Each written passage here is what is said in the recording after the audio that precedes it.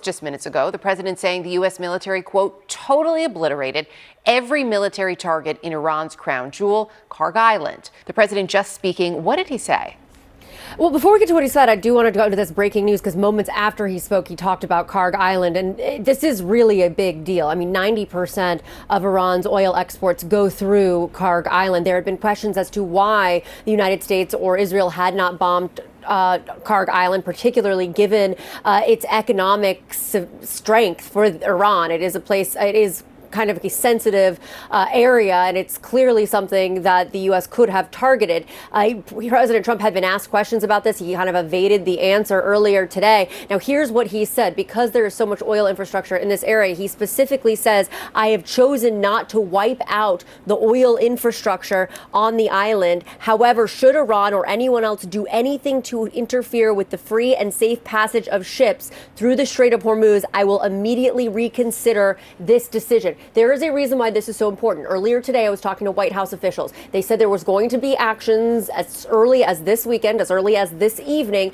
that were going to show how the U.S. was working towards trying to get these ships through the Strait of Hormuz, getting the Strait of Hormuz opened again. That is clearly what they were referring to, was these explosions in Kharg Island, a place that had seemed like it was going to be off limits. Clearly here he is saying open up the Strait of Hormuz or else you're going to see more bombs dropping and more strikes in the area. Now, we did also hear from President Trump just seconds before he sent that Truth Social post saying that those Navy escorts were going to start happening soon. I was told by White House officials they were going to have to clear that area. They have to make sure it was safe for the military, that they were going to have to get the resources there. But he did say the word soon. And one of the more interesting things we heard him say is that he has officially taken any sort of timeline off the table. He was asked specifically about his 4 to 5 weeks comments, and he said that he couldn't give a timeline anymore. So I know that we had been reporting that the administration had been saying this, but this is, Donald Trump here officially saying that 4 to 5 week timeline is off the table and instead replacing it with a big question mark. Talk to us about the significance of this moment and that threat, too, that Kristen told us about, of the president basically saying, hey, I left a little bit in terms of oil infrastructure, but if you don't do what I say, we'll come back. So, Erica, Kharg Island, you see it on the map there. It's about 25 miles off the coast of Iran, very northern part of the Gulf.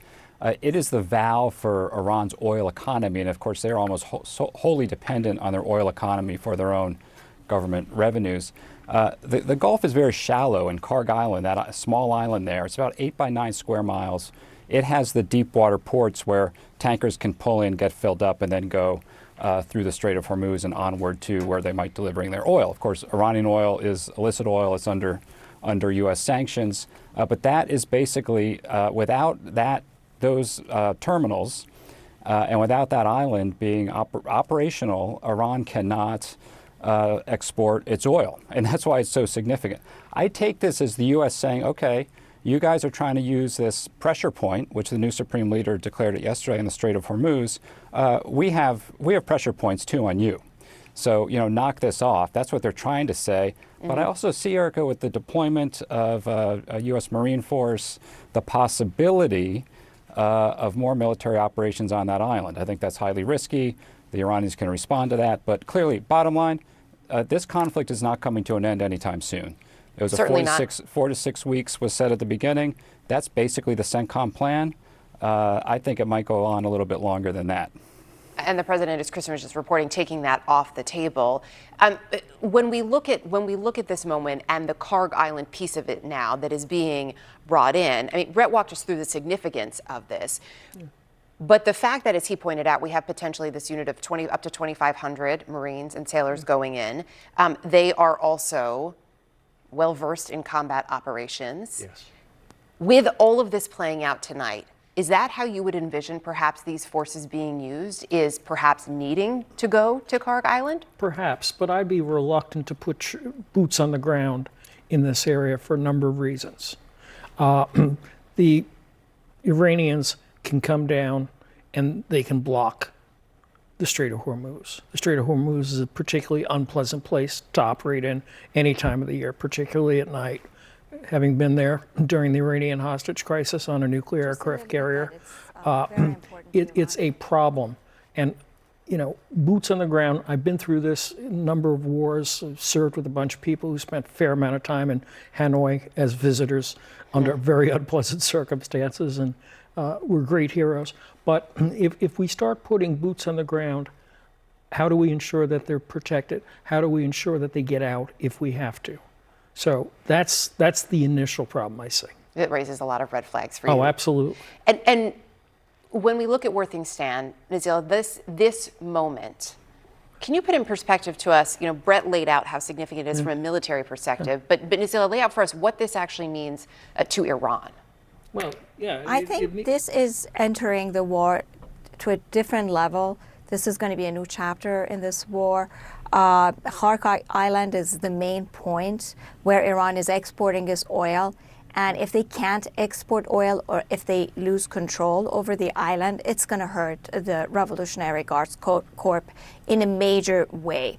And I think considering what happened today inside the country and the statements that we were hearing from Iranian officials, they are trying to deflect attention from such realities. Today, Tehran came under quite intense bombing. There was a bombing right in the middle of the demonstrations where some of the leaders showed up. And all we heard from them was that Iranian leaders are there among their own people while the bombs were dropping. The country's infrastructure is getting destroyed. Ordinary Iranians are the ones who are paying the big price for this. But the reality is that the country's oil flow is under question depending on how much Kharg Island has been damaged. And then the big question about the power vacuum. The statement that came out yesterday has raised more questions than given answers. There are questions about the new Supreme Leader's whereabouts, his condition. Why didn't he deliver the speech himself? And why didn't he have someone he could trust who could deliver it? So these are really big questions, and I'm afraid we are entering a totally different chapter now. In terms of this totally different chapter, Brett, as you were just saying, this signifies to you far beyond 4 to 6 weeks, right? And the president saying, basically taking the timeline off the table. How important is this weekend, I would even say, these next couple of days? What is that going to tell us in terms of the trajectory here? I think I've been saying since the beginning that the military plan is about 4 to 6 weeks. I think that was a decent assumption.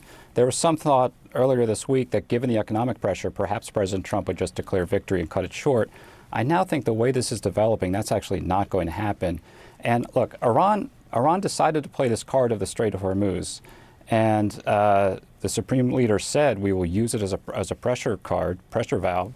And that is going back all the way to the Carter Doctrine, Erica. We have a doctrine that outside powers or other powers, including Iran, cannot seize this territory. And if they do, it's a vital interest of the United States, and it'll be repelled by military force. So it's a very serious issue. I am not surprised now that the United States is now moving to perhaps organize a naval coalition with coalition partners. I have to say that is extremely difficult work. I did this in the Red Sea.